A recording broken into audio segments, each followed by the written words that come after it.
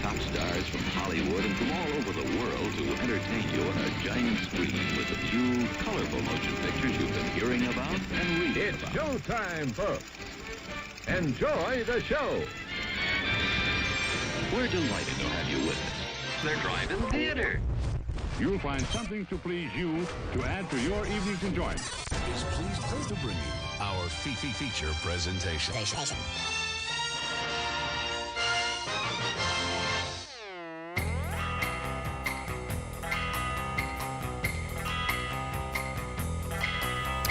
Good evening, everybody. Welcome back to the Drive-In Speaker Box podcast. It is January 8th, 2024. New year, same us. But I'm your host, Bo, the boom operator. I'm the grip. And we've got a show for you. If you're just now tuning in, it's your first episode ever. Maybe you're like sitting at home, your New Year's resolution is, man, I need to listen to more good podcasts about movies. And someone said, hey, you got to check out this other podcast. And you listened to it, and we were in like some ad, and then you took a chance on us. So thank you for tuning in. However it is you found us. But for the next hour-ish, 45 remaining minutes or whatever we have of the show, we're going to be talking about movies. We're going to talk about what's in theaters, what's coming in theaters, what's been making money, what hasn't been making money, what's in production, what is getting canceled, people that died. Like, this is what we do. I'm not going to spend a lot of time talking about Golden Globes because I know that's a hot topic right now, but we don't think award shows are worth really talking about here on the show because it's a lot of wankery. Yeah, that's a good word for it. Yeah, but I will say, I mean, if we're just going to go ahead and start talking about the Golden Globes, Beef, set a lot of Golden Globe records, which is actually probably newsworthy. It's a show on Netflix about a feud between Steven Yeun and Ali Wong, these road rage characters. It's like a comedy drama series. It won, both actors got Golden Globes, Best Actor and Best Actress, along with Best Miniseries. And of course everyone's like, oh, and they're all Asian, and so that's newsworthy. So instead of just going, these are talented artists, and maybe we should just, I don't know.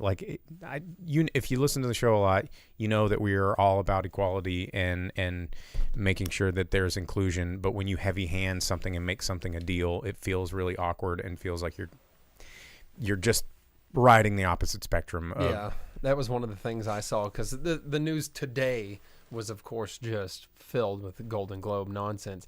And one of them was like some lady that won. And it's like, this marks the first time that someone of mixed this and this heritage. And it was like it was just weird Native American things. And it was two different ones. It's like, this is the first time someone like this is one. It's like, this is the first time someone like that's been an actor, dude. Yeah, so, I mean, it feels sometimes like. Where's the limit on those of this is the. It's like they're trying to make it like clickbaitable, and every time they're not caring about the fact that this person did something interesting. They're caring more about the fact that if we include this micro subset of whatever, then we're going to drum up some sort of extra additional buzz so that we can get clicks, we can get reads, we can sell it better. And I think that defeats the purpose of inclusion more than a lot of things do. That's my problem with all these. Like when you watch a movie and it's like, this movie made the number one record-setting movie released on a Tuesday in February with the leap year on a calendar that rained. And you're like, number one, we did it, so go and see it. And you're like, this is ridiculous, guys. Can we just give people awards that deserve them for their performances? Don't marginalize all of their stuff. Don't pander.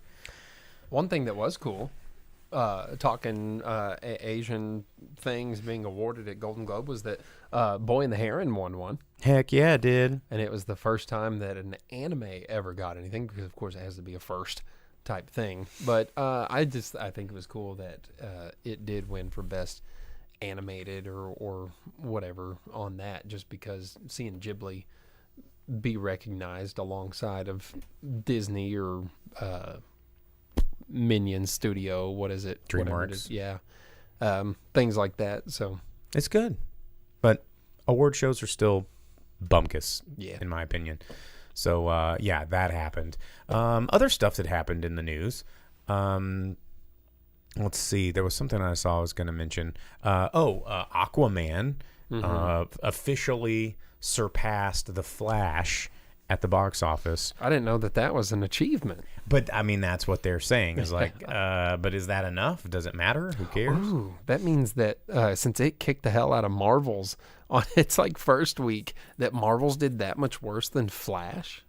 I guess so. I guess Flash, everyone went to see the train wreck happen, And right? wanted to see They're like, Batman. Yeah, they were like, oh, the Ezra Miller train wreck, and this is going to be the end of it. But also, yeah, hey, Michael Keaton's in this thing, which, I mean, we talked about it. He was the only entertaining part of that movie to me, and many other people, I think. He was.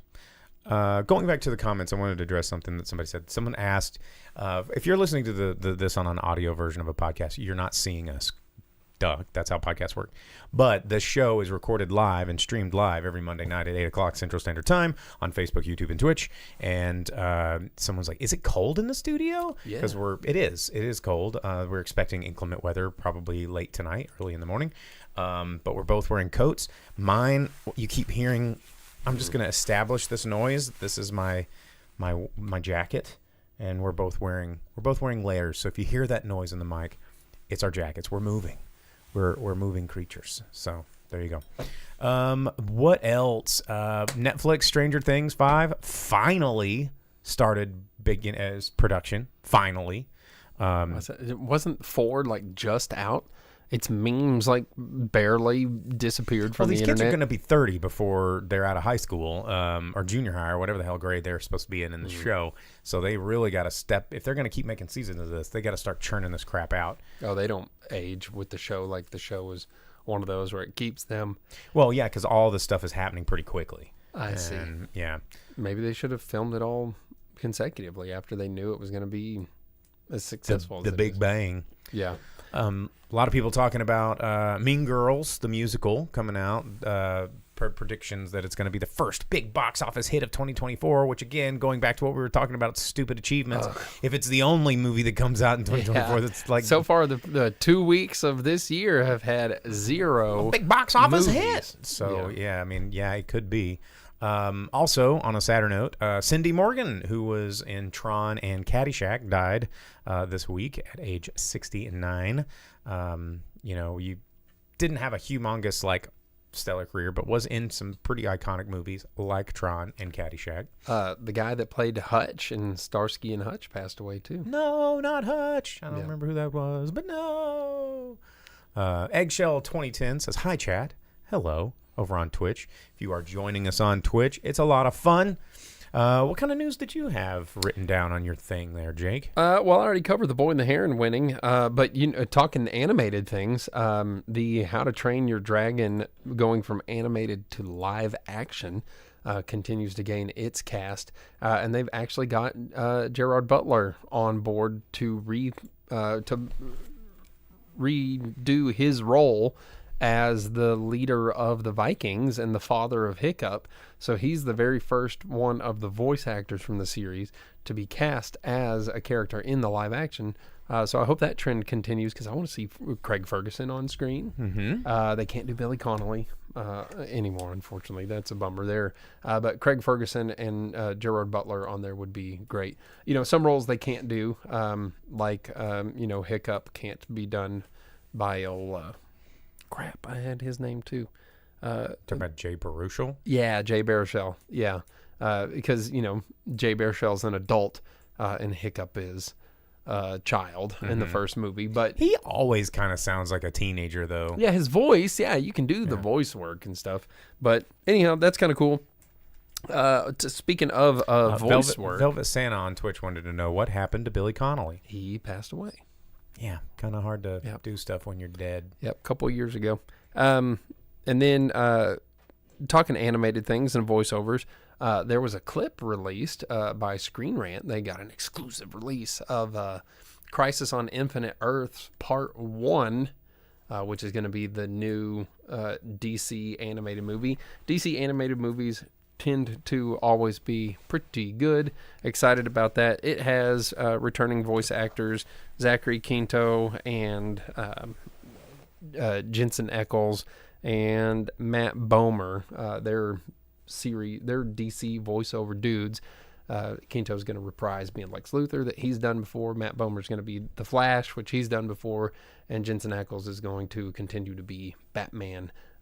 So all that's pretty cool, especially on the verge of the impending DCU where James Gunn will take over, that will affect animated things, unfortunately, because he's going to start having a big say in who's able to voice characters and what animated projects are allowed to be made and stuff like that. No, the DC animated's already good. Yeah, Don't mess it up. The bummer part about all of that is that animated projects are going to be affected, which have always been their own thing, and I don't see why that would be the case, that their movies need to affect their animated projects, because DC Animated generally does a pretty badass job.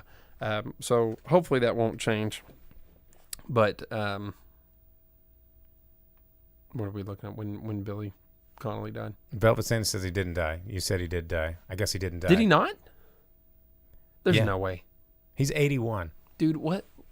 Who are you thinking about? No, dude, I was thinking of him. I'm from the other universe. I'm from a different universe. A different timeline? Yeah, I'm from the Bernstein Bears. Oh, okay.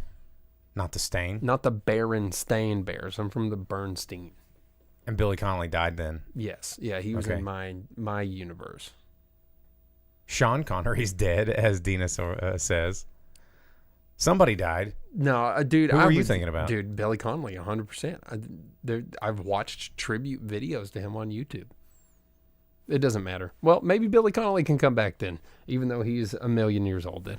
And has Parkinson's. Yeah. Oh, well, then maybe he can't. It doesn't matter. Hey, talking about things that are funny like Billy Connolly. You think Parkinson's is funny, dude? No, I think Billy Connolly's funny. Have you ever watched his stand-up? Of course. Billy Connolly's hilarious. Yeah, dude, he's really funny. And he was the best part of... He's a knight. Oh, Sir Billy Connolly. Sir William Connolly. He was one of the best parts of The Last Samurai. Yeah, he was. Yeah, except he got like killed real hard at the beginning of the movie, but he was super rad when he was on screen. Naked Gun reboot, man. There was an interview with Seth MacFarlane because they Leslie Nielsen, pretty sure he's dead. Yeah, there was the Ted prequel series. He was being interviewed about stuff for that, and they asked him about the Naked Gun because he's been brought on as part of that, and he said it is actively being worked on right now, trying to escape development hell that it's been in for almost 11 years. Woof. But Akiva Schaffer from Lonely Island is on board writing it right now. Seth MacFarlane's helping there, and Liam Neeson is taking on the Leslie Nielsen. So they role. needed to have someone that had the same initials. Yeah. That was also old. That sounded similar. It's like a in name. serious dude. Yeah, okay. All right. Yeah. Not So- Leslie Nielsen, but Liam Neeson. Yeah, I think Liam Neeson would be really good in that kind of role. As long as he's not trying to use a set of skills to kill anybody anymore, like he can be a clumsy detective. I'm okay with this. I am no longer okay with him being like hopping fences and doing car chases. You don't want 20 cut fence hops? No, I'm done. I'm done with Liam Neeson being an action guy. I like Liam Neeson action movies. Okay. And then the only other thing I had is that Napoleon will be available for you to watch at home starting tomorrow. If you want to rent or buy, no date set for when it'll be on Apple TV yet. But if you want to pay premium dollars to watch it at home, You can. yeah, it'll be available tomorrow. I was going to mention this because it's one of those things that, like, why is it happening? No one asked for this. But I don't know if you guys heard about Steven Spielberg's Ready Player One, which was like, it came out in 2018, but it feels like it came out like so much longer ago because that's how hard I've forgotten about that dumpster fire. But, you know, the characters log into Oasis, and apparently somebody the guy who wrote the novel, Ernest Cline, is trying to reach him and producer Dan Farrar, who produced the movie, are teaming up with a company called Futureverse that are trying to make Readyverse Studios, which is trying to build the Oasis, right? They're trying to build all of their favorite IPs in this metaverse with VR, and I'm like, who the hell wants this? I saw a thing where some people were in the metaverse and were being confused about what reality was, and like they were in the Ready Player One nonsense stuff. That movie, I've met a couple people that were like, "Yeah, dude, Ready Player One's There's really some of our sick." in our chat that really like it. But why? I mean, it's a movie like that. So I guess, this goes back to something we talk about on the show all the time. Just because you don't hate a movie doesn't make it a great movie. There are some movies that are just like, and they exist. Like I have a sort of a metric that only I understand, and it's how much money, attention, time, and hype goes behind a movie versus my enjoyment of said movie. And if those things don't match up, my enjoyment and appreciation, I can't like go, they spent $300 million on this and not be like, that kind of sucks. But if you spent a little bit of money, like if Ready Player One had the same budget of Godzilla, the Godzilla -1, then I'd be like, oh, hell yeah, Ready Player One was an amazing movie. Yeah. Right? But Steven Spielberg, that whole budget, the whole thing, all of those IPs getting tied into it, all the hype, all the everything, and that was the movie we got? Yeah. So I'm going to say it's not a great movie. Yeah, and like the trailer was like, look at this, dude. You're going to get a Gundam putting a sword into Mechagodzilla's butthole. And you're like, yeah, this is going to be sick. Heck yeah. And then the movie was just turds on ice. It was a cash grab. I think Rice-A-Roni on Twitch said that was just a cash grab. Yeah, sequel to the books. I've known people that like the book, and that's fair. I never read it myself. I remember seeing it on the bookshelf at Barnes & Noble when it came out and being like, oh, what is this? And reading the back, and it's like video games and stuff. And I was like, sounds dumb to me. But that was because it was like, it was one of those things where it's like, kids like video games, write a book about video games. And then once it became a movie and I kind of had an idea of what it was about, because that's more my interest than reading books I don't know anything about. I was disappointed in what it was versus what it was advertised to me as being. Well, I didn't read the books, but it does sound like it's. I probably would have really loved the books, but yeah, I never got around to it because the movie was my first foray into the Oasis, and I wasn't too impressed, so I never went backwards. Yeah, it just seemed like kind of the generic thing, like we're a bad guy with a company and we're going to use our resources to ruin fun for the kids. Sounds like most companies. Let's see. Anything else that I wanted to talk about? Yeah, I think that's pretty much it. There's Marvel stuff I don't really care to linger on. So we'll just move right along and talk about the movies that are coming out in theaters this week, because it is a new weekend. January 12th is upon us, and movies come out every weekend, some more than others. But this weekend's got 3 movies that are probably going to make its way to your local Cineplex. One maybe not, but the other 2 definitely. And we'll go ahead and start with Mean Girls, since we've already mentioned it once. It's the new musical rendition of the other film of the same name, which is, pretty legendary. It's pretty good. I like Mean Girls. It's fun. It's fun to reference. There are mean girls all around, all the time. I've never made it through more than like 10 minutes of that movie at a time. Really? It's pretty good, actually. I've tried, but it's just, I don't know. It's not your thing. Yeah. Well, the new one's coming out. It's going to be a musical. I think that the fact that they're not baiting and switching, calling this, like Wonka, that we know this is a musical, and people that love musicals are going to go out in droves to see this. Speaking of musicals, I went and saw Les Miserables last week. At the Walton Arts Center. On stage. Because, as I've talked about here on the show, I don't like movies that are musical, but I will take a Broadway show any day. I do love a good Broadway musical, and it did not disappoint. It was a really, really, really fun, enjoying time. So, you don't like the most recent Les Mis movie with it was pretty good. Russell Crowe and Wolverine. Yeah, it was pretty good. Just Les Mis is good.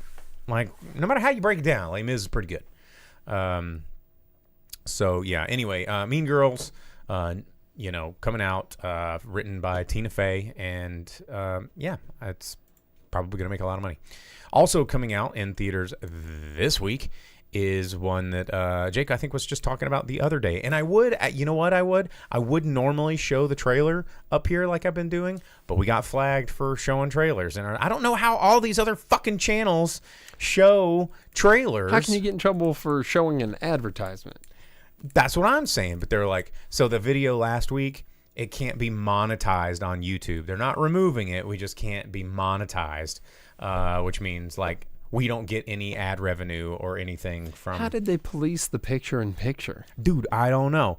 Because yeah, this is what we normally do. It's like boom, it's right there. I mean, I'm just gonna do it for like a second. But yeah, we do that right there. I mean, and fuck YouTube. Everybody watches on Twitch anyway. But YouTube's like, oh, you can't show that. You can't for be which monetized. movie? I can't remember what it was. It was one of the trailers that we showed. Yeah.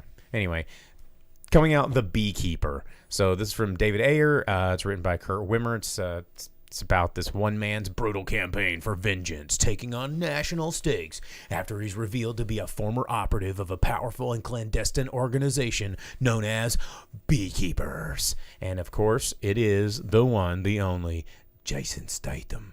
And what's funny is like, it's an organization called the Beekeepers, and like in the trailer, people know about him. It's like, oh, he's one of them, the Beekeepers. I didn't know the guy that you told me was like a beekeeper was a beekeeper, bro. And it's like, dude, if there's a guy that's just way too tough and he's like a beekeeper, you're like, that guy's a secret agent. Like if you know about it, right? There's no one out there that's like, what's up, dog? I'm a beekeeper, bro. Mm-hmm. And you're like, oh. Yeah, he's a normal dude. Check out my apiary. Yeah. But yeah, David Ayer, you know him from directing Suicide Squad and other things. I mean, it's Jason Statham. It should be a fun action romp. It's got Josh Hutcherson in it. I don't like his face, but Jeremy Irons is in it. He's fun. Yeah, I mean, it's got some people. It's an action movie. It's Jason Statham. He's gonna beat some people up. That's what he does.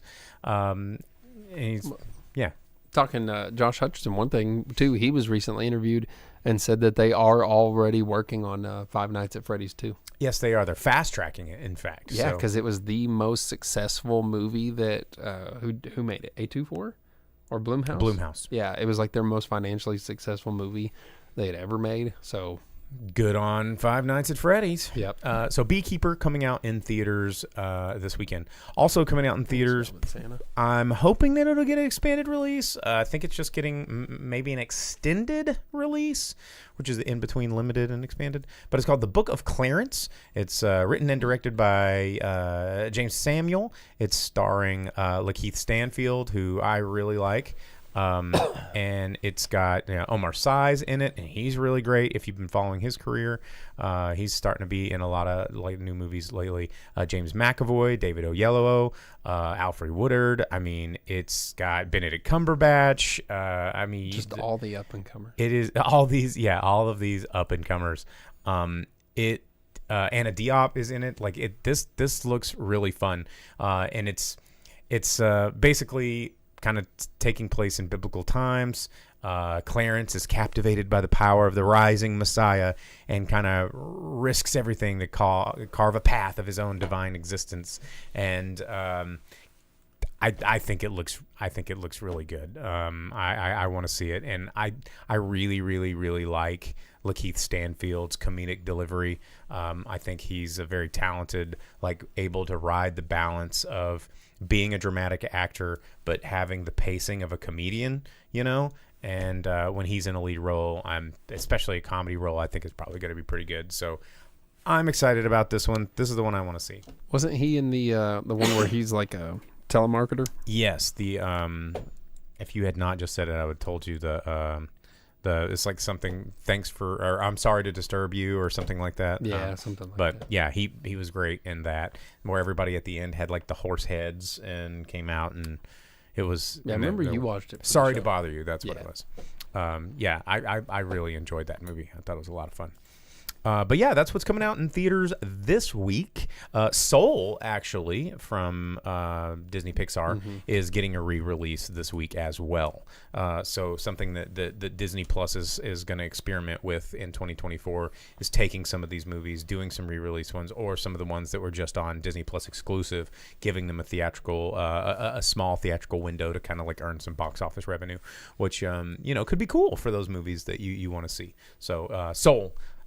Coming out as well in theaters for a limited time. So this is not going to have probably a very long theatrical run. I'd say maybe 2 weeks at tops. I would wager until some more movies start to come out. I mean, you've got as we get into February, not a lot, but there's going to be some new stuff coming by around Valentine's Day. And we'll get some more of those big movies starting to hit theaters. But we will report those to you as they come. So there you go. That's what's coming in theaters this week. Yeah, I'm probably going to try and find a way to watch Beekeeper, I would guess. Yeah, and it'll be here. I mean, it'll be here. Sorry. Can't all be winners. All right, well... did you see any movies this week? There was nothing to watch. That's what I'm saying. I said at the top of the show, or at least on the pre-show, was I tried to watch a movie and none of our theaters had anything that we hadn't seen or wasn't weeks old. I mean, my one option was finding one of the times for the Iron Claw to go watch it, but I feel like that time has passed. I just can't make myself willingly walk into something that's going to make me sadder on the way out. That's a big part of it too, is because I know the real story. I know what happens to these guys, and I'm like, I'm going to walk into this movie like everybody in this film except for one person is going to die before the end of this movie. Yeah, and I feel like after the holidays and the new year, I'm already in a very delicate emotional state. Like, I don't want to walk in to something and just walk out having a breakdown. Like, I don't think I'm in a headspace that is stable enough to go see a movie that tragic. Yeah, like you go watch that movie and you're like, oh, going in, I know that Zac Efron's the only one that walks out of this movie. And then because you get the whole thing, it's like based on true events or based on the true story of, it's like, watch all of these brothers lose their brothers to suicide. Yeah. I don't think I can watch that right now. Maybe I'll watch it later and enjoy it, but I don't think I'm ready for that right now. You know what I did watch that I caught up with finally? Barbie. Oh, word? Mm-hmm. And it's good. It's a fun movie. That's, I mean, I'm not going to spend a lot of time reviewing a movie most of the United World, I guess, has seen. But I finally got around to watching it, and it was a lot of fun. Some very well written. They handled it very well, and I'm still scratching my head on how it made that much money, but I also kind of understand how it did, and pretty much enjoyed the movie. So since it's been out for a really long time, I haven't watched it, but I just catch little things about it online, and I saw things that said that Ken is the bad guy in it, he turns into the antagonist or something like that. Well, Ken's not the bad guy. Corporate patriarchy is the bad guy, right? And so Ken, come following Barbie into the real world, which because it's interesting. Anybody that reads into this movie enough can see the duality of the problems that both Barbie and Ken face. Like, Ken lives in a very female-dominated world where they are marginalized and they are looked down upon and kind of skirted under the table, right? And he comes into a world, the real world, which women are kind of marginalized and skirted under the table. And then he's looking at all these things like, dude, men rule the world here? Fuck yeah! Like, what is this what is patriarchy? What is this? I can do what and he kind of gets high off of it really quick because it's like, oh, dude, I'm in control here. I'm the boss here. And he wants to take that back to all the Kens in Barbie land. And they're like, we don't have to take this shit from you. And so it's like about the pendulum swinging too far in other ways instead of finding balance between everybody. And that's kind of where Barbie comes in and it helps find that balance. But yeah, Ken is the bad guy to an extent, but it's really the patriarchy is the bad guy. Yeah, well, And it's not Ken's fault that he got polluted by it, because he was living in a world where the pendulum was completely swung the other direction. plus he's a right? dumb idiot. And he's a dumb idiot, so that helps. But anyway, it was a fun movie. I really enjoyed it.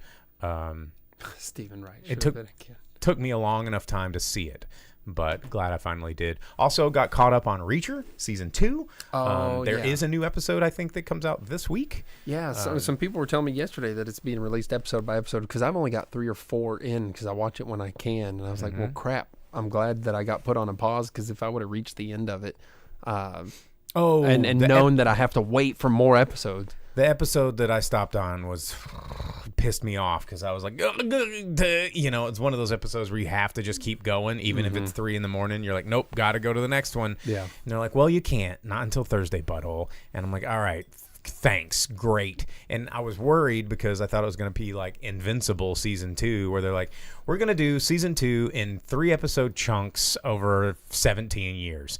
And, they've only released like the first 4 episodes. And they're like, well, we don't know when we're going to release the next 4. It's probably going to be in 2024 at some point. I'm glad I haven't started that yet then, because I've been meaning to start that. And there was some other big series that I haven't watched, like the newest release of yet. It doesn't matter. So I'm glad I haven't hopped in on that yet. And I'm glad that life kept me away from getting caught further up on Reacher than where I'm at. But yeah, I talked about Reacher, I think, last week. Mm-hmm. Yeah, and that's why I was like, I need to go watch it. So yeah, I enjoyed season 1. Season 2 has been a lot of fun. It's a good action show. That's what I watched. I'm trying to think of anything else newish that I watched, and it's just I haven't. Solar is still in theaters for anyone that wants to have a super cool at our action Malco? fix. Or AMC? Yep, both. Is it new on Netflix? Let's see. I've been snorting Benadryl and taking some naps to old episodes of Downton Abbey, says Dina on Twitch. Velvet Santa said that Thursday Butthole sounds like a foreign film. It does. So I don't have a whole lot to contribute after that. So yeah, and it sucks when there's not movies coming out and something to go watch and having to scrounge to find streaming things. Yeah, in the Twitch pre-show, which if you like and subscribe wherever it is you follow us, if you just download the audio version of this podcast, or if you find us on Facebook, or you're maybe watching this rerun on YouTube or something, Twitch is the place. Like that's the most fun. It's where most of these comments are coming from. Pretty sure we are. I'm like, there's not a lot of comments coming from the other medias, but we have people watching on all of them. But no one's commenting on them. Anyway, whatever. Twitch is fun, right? And earlier in the show, we start this show actually 30 minutes earlier on Twitch, most of the time, and chit chat with you guys about whatever we feel like chit chatting with you about. And we were talking about food a lot, and that tends to be a pretty popular topic of ours, but we try not to vortex on it too much during the regular show, because it's not movies. I mean, we will rabbit hole about movie snacks, which if you have been to AMC recently, there's new movie snacks. They've got some sliders that aren't great. They're pushing a chili dog, which I feel like they missed the mark. Like Sonic 2 would have been the time to push the chili dog. And don't get me wrong, I love a good chili dog, but I don't want a movie theater chili dog unless you're going to put some of that nacho cheese sauce on it, which they didn't, because it comes in a cup when you order nachos. But yeah, there's the thing to get at AMC. My favorite current movie snack is the fried churros with the hazelnut cream center at AMC. They're so fucking good. But 8 times out of 10, you go up in there and the fryer's not working, or I don't know how to work it. And it's a tragedy when you go in there and you're like, I'm gonna get them. I didn't even think I told you guys about this when I went to go see a movie on Christmas Day. I had like 210 100,000 AMC points, and I still have 100,000 AMC points, but I cashed in like $85 worth of reward points, and I bought everything. I was like, okay, popcorn, give them to me. Churros, give them to me. Cheese sticks, I want them. Oh, we got chicken tendies, let's do it. Fucking sliders, they're new, throw them in there. Chili dog, whatever, let's go. And I mean, I just had a pile of boxes, and I mean, it wasn't just for me. I had, my family there. I hope that was when there was people waiting in the plebe line, and you came through the A list, and they were like, A list first, and you're like, I want everything. I am A-list. Yeah, and those people had to wait like an hour to get their popcorn. Yeah, it upsets me so much that they call the plebes before me. I'm like, yo, dog, what am I paying money for? And then when they call you in front of the plebes get all mad, and they're like, what is this guy gonna? It's like, dude, it's 2023. You know about A-list. Look around. They advertise it to you everywhere. Like, this is the line. Screw off. Yeah. Like, yeah. Or there's people that walk through the A-list line and then don't have the app. I'm like, tell them to go to the back. That's right. Yeah, but it was pretty busy in both lines. Yeah, let's see. Rice Running says, my go-to at Regal Cinemas is the soft pretzel with cheese sauce. AMC, we don't have a Regal here, but they do have the Bavarian Legend, which is a 1.5 pound pretzel. It's a big boy, and it comes with cheese sauce, but I'll often get the pretzel bites with the cheese sauce as well. Nachos is a classic, although I always feel like a jerk getting the crunchy, but I always have to have jalapenos. Let's see. Nobody knows how to understand how to mix red and Coke Icy. Where are you going where they do it for you? Is my question. Malco still makes your drinks. Oh, do they? Okay. Well, AMC has the self-serve, so you can just whatever ratio your heart desires, you can go for it. Let's see. Dina says the Bavarian Legend got me enough to the Ezra's. Dude, it's a big beast of a pretzel. And I've powered my way through that Legend. I felt really bad afterwards because it is a lot of bread, and thick bread that you dip in cheese sauce. It's you're a legend for finishing that thing. But yeah, I don't know. And now they've got all these healthy snacks like these Himika sticks and like dried mangoes and beef jerky. And AMC's got their own chocolate pretzels. The beef jerky at AMC is actually worth it. It's not that expensive, honestly, compared to grocery store prices. Yeah, exactly. You can get jerky for cheaper or the same price or whatever at the theater as the grocery store. So I've gotten it before, and it was not bad. It's like soft. It's more like a steak. Yeah. Velvet Santa asks on Twitch, does Northwest Arkansas have a Cinemark? We only have Malco and AMC, and we only have one AMC. We are a Malco heavy area here. Yeah, we had the one Regal in Bella Vista, but it closed. It closed. And I think Fort Smith has a Regal. They might. Yeah, I think they might. But that's not Northwest Arkansas anymore. And we're the Alamo is still a legend and a dream away. So who they haven't knows? even broke ground over there yet. They have not. So we'll see about that. But I still have that old projector. I have the old drive-in projector. So I assume they're still going to be building that. Otherwise, I'm just going to sell that thing for like $10,000 and just squatters' rights on it. But speaking of Malco and food though, their kitchen is back open. It's been open since the holidays, and one of the best movie theater cheeseburgers I've ever had. Fantastic. If you go to Malco hungry, man, get that cheeseburger and fries. It's great. Travis on Facebook says Skylight in Bentonville. Yeah, that's an indie theater. I always forget about it because I hate that theater. The seats suck, the screen's crap, and the audio's garbage, but...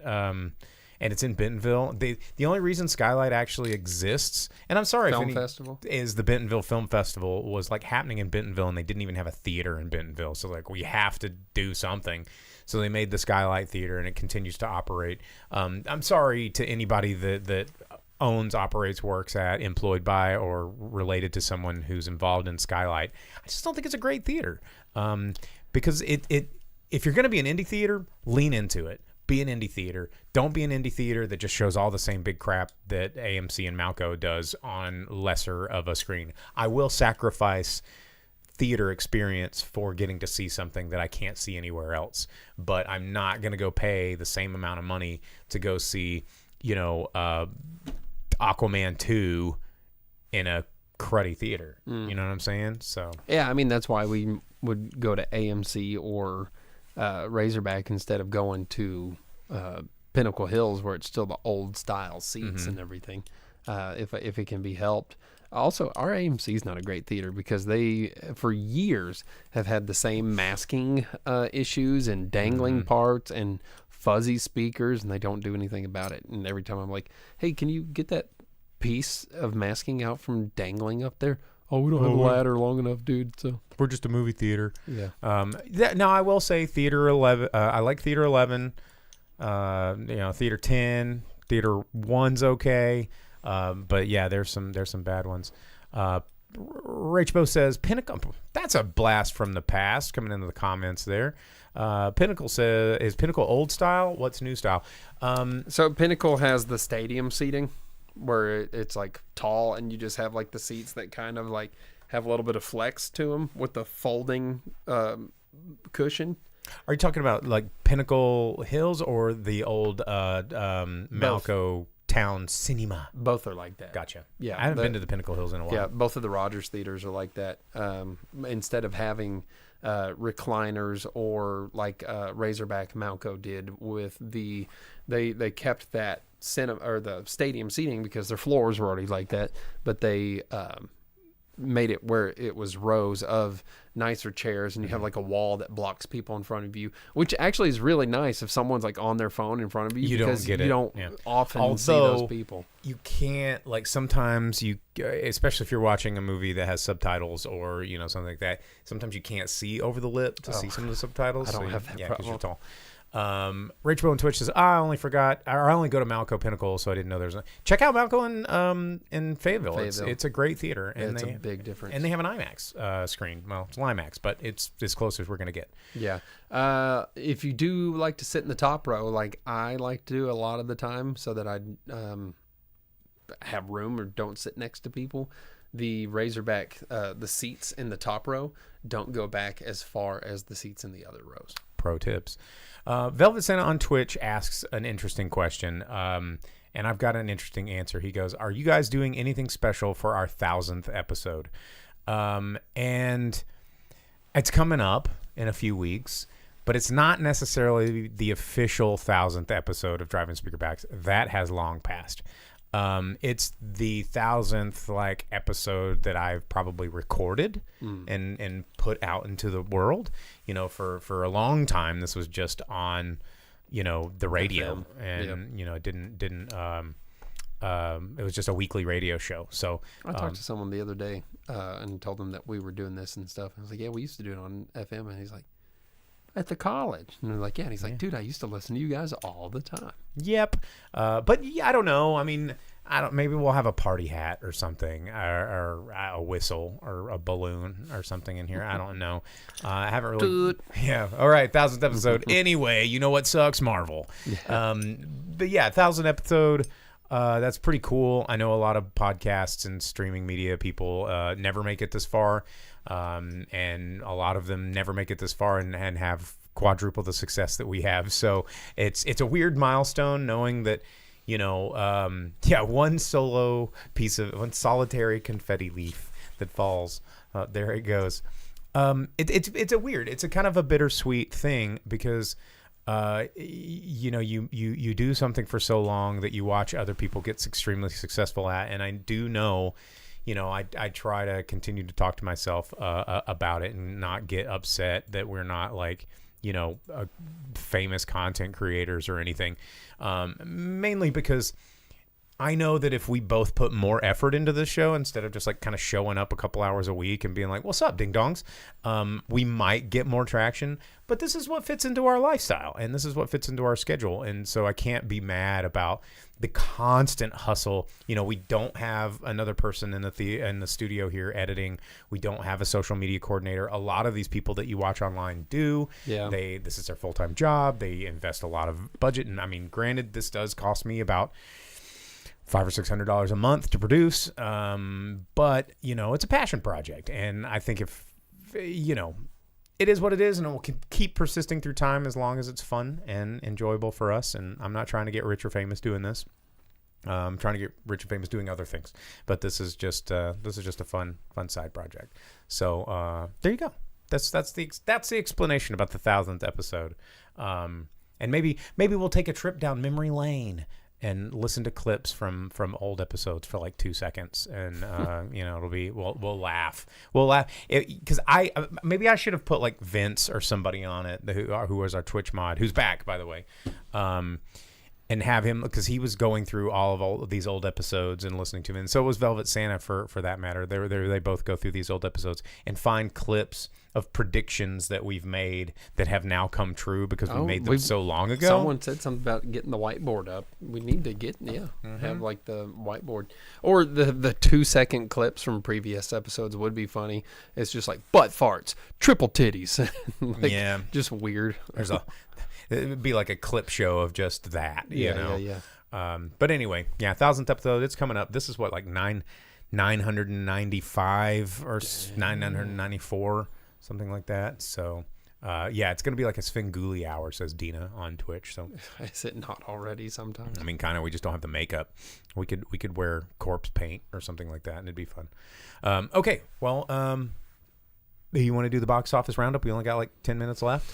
Yeah, let's do it. Let's see what made some dollars. Well, what we're going to do now is we're going to give you the top 10 movies in America, starting with number 10, working our way up to number 1. Jake's going to tell you what made money, and we give you the top 10 movies because this is, you follow the money, you follow the everything. You can predict the future.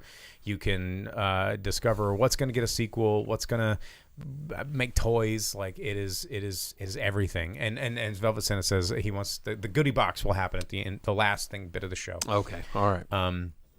After the box office, I looked at our stack of tapes here and thought about it earlier. I mean, I still haven't looked in there, but it feels like more VHS cassette tapes.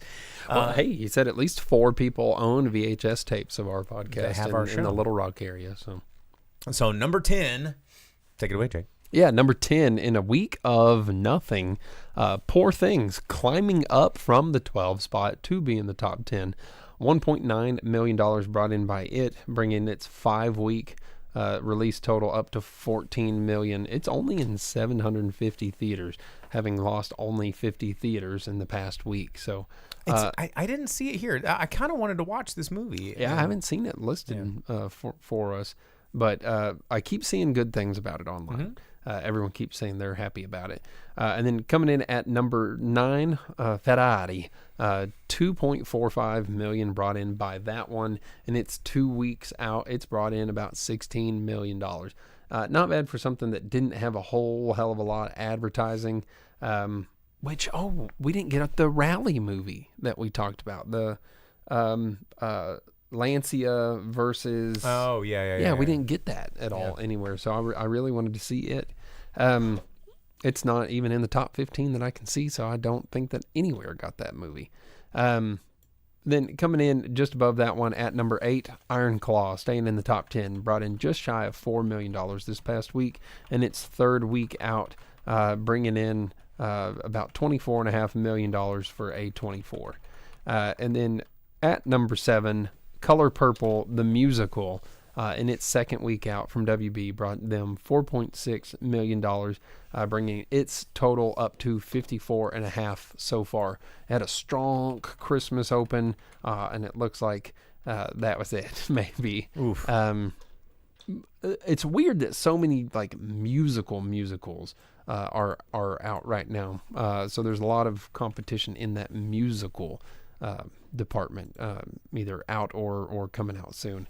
And then at number 6, The Boys in the Boat, and its 2 weeks of release brought in another $5.6 million, bringing it up to $33.5 for that one. So it's holding strong at number 6. Not too bad for that. It has another couple of weeks of no other movies coming out. So I think ones like that people are like, have you seen this? It's pretty good. Maybe you should check it out. That might work out for that movie some. And then another movie staying strong in its position at number 5, Anyone But You, which I keep seeing people being like, it's making more money. They're calling it a box office anomaly because there's 1.5 million movies like this that have been made. And they're like, how is this one making money? So I guarantee you, because this one's made, have you told the how much it's already? No, made? not yet. Okay. Anyone But You brought in $9.75 million this past week, which is an 11.5% increase. So in its 3 weeks, it's brought in just under $44 million in the U.S. And if it keeps making money, we're going to start seeing more movies like this because studios are going to be, well, this is the kind of movie that people need to see. But what Dina has pointed out over on Twitch is it's TikTok. Word of mouth on TikTok. People talking about that. Like the going viral is now the only way to make something successful, which is like, can someone make a video of like tying a noose viral so I can learn how to do this really quick because this is the world we live in? Like, come on, this is insane. If that's the only way to get popular now. Oh, yeah. I was recently taken on a Target shopping hunt for the disco ball for Valentine's in their little like upfront section. And that, because it was famous on the internet, sold out everywhere. Everyone's like, I gotta have that disco ball decorative pillow that has all of its little mirrors falling off of it because it only costs $5. But we found one hidden in the toy section of Pinnacle Hills Target, and that was the only one, even though it was listed on their the people that work there's phones as out of stock.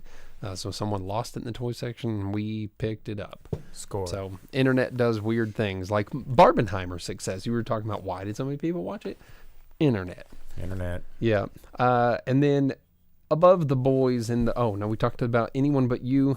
So there's that one. And then at number 4, dropping from the number 3 spot, Migration brought in just under $10 million, like $2,000 shy of $10 million, brought in by that one. Just under 3,000. Yeah. $10 million bucks, bringing its 3-week total up to 77.6. Good for that movie. It started out pretty rough. Looks like it's at least getting some money. It is like the child-friendly family offering that's out there right now that isn't necessarily full of singing to drive your family nuts. And then just above it at the number 3 spot, Aquaman 2, 10.6 brought in by that one, which is a 42% dip. In its 3rd week out, it's just crested the $100 million, which we talked about there at the beginning of the show, puts it above Flash. So, worldwide, I mean, almost 340. So it's probably just started to make some of its budget back. Maybe. Maybe. I don't know how much Aquaman costs. I'm sure it was a lot, especially with reshoots and further Amber editing, Heard's taking and- Amber Heard yeah. further out of it and stuff like that. And then opening at the number 2 spot, Night Swim brought in just under 12 million, 11.8 for that one.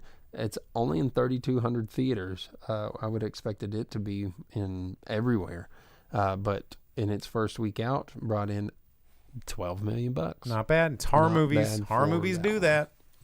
And then taking the top spot, holding on to it, Wonka, the sing-song It's that. Choco movie, 14 million bucks. It's brought in about $470 million across the globe. Doing well, Mr. Yeah. Chocolate. Okay, well, that's the box office roundup. As promised, we'll dig into the goodie box. Dina on Twitch says Night Swim will probably make $4 million next week. They always drop off at least 50% of the first week. That's probably accurate, especially with 3 new movies hitting theaters this weekend. It'll have some competition. But let's dig into the goodie box. Yeah. Velvet Santa. Well, Velvet Santa 2 just pointed out, at least it wasn't like the Dungeons and Dragons popcorn bucket. You see that those things are still selling online for like God, it's insane. $100. I went into AMC day of and was like, hey, dude. And they go, no chance.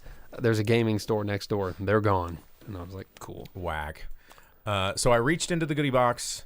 I have discovered two boxes that feel very similar. They feel like old Disney clamshells. So Ooh, I hope one's ending in the cupboard. I don't know, but I'm with the handing toys. I'm handing one to you, and we will 3, 2, 1, pull them up. Hot damn. Okay, I got an episode of the Crash Cast podcast, which is Hey. the other podcast that Velvet Santa helps advertise for on VHS. So very similar to the episodes of Drive and Speaker Box that he does. Here's an episode of Crash Cast. What did you get? Oh, dude, it's a hard shell. It's just a large hard shell for Ghostbusters. Oh, nice. Let's see that VHS there. Yeah, this is a good quality copy. Let me take that. Whoop. There we go. Ghostbusters, got the little rental sticker on it and everything. Let me take a look at this Crashcast one. Yeah, it's even got the little like FHE. He makes these little labels right there. And Flood. Wonder what that was. Huh. Wow. There you go. So, all right. Well, thanks again, Velvet Santa, for more of these VHS treats.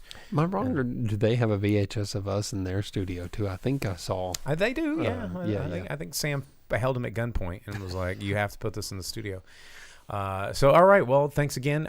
That's our show. We'll see you guys next week, Monday night, 8 o'clock Central Standard Time. Don't forget to like and subscribe, share with your friends, download this podcast on the go, wherever it is you download your podcast, or, subscribe on Twitch. That's pretty fun. It's the best way that we can just monetize this thing, and we can actually play those little videos in the middle and not worry about having YouTube take away our money. Rice Roney says, is there an after show? No, it's just a pre-show, so... he's got a job to go do. I mean, we're both night people. So, but if you want to keep the thing going, you can always jump into the Discord, which our Discord is either in our description, or usually one of our people will throw up the link in there. So, yeah, jobs blow. Yeah, there always something going on in the Discord, so don't forget to check that out. So anyway, we will see you guys next week. As always, I am Bo, the boom operator. I'm the Grip. And we'll see you then. As you leave the theater, folks, please be careful. Don't let this happen to your car. Be sure to remove the speaker before you leave. If you should accidentally pull a speaker loose, please turn it in at our snack bar or box office. Thank you.